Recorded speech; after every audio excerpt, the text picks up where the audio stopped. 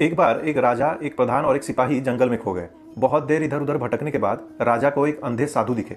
उन्होंने साधु का चरण स्पर्श किया और उनसे पूछा कि हे महात्मा, मैं इस जंगल में खो गया हूँ, मुझे महल की तरफ जाने का रास्ता बताएं।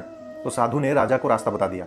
कुछ देर बाद प्रधान उसी रास्ते आए और उन्होंने साधु से पूछा कि हे योगी, क्या किसी को आपने इस रास्ते जाते हुए देखा है? तो साधु ने कहा, जी हाँ, मैंने ही राजा को इसी रास्ते से भेजा है।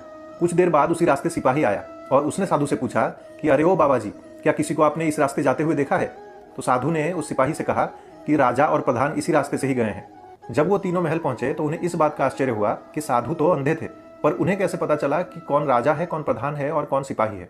तो तीनों फिर से जंगल में वापस गए और साधु से यही सवाल पूछा। तो साधु ने कहा कि राजा ने मुझे महात्मा कहकर संबोधित किया, प्रधान ने योगी कहकर और सिपाही ने अरे ओ बाबाजी कहकर। इसी से मैं समझ गया कि किसका दर्जा क्या है। दरअसल हमारा व्यवहार, हमारे संस्कार ही बता देता है कि हमारा दर्जा क्या है और हम कितने बड़े इंसान हैं।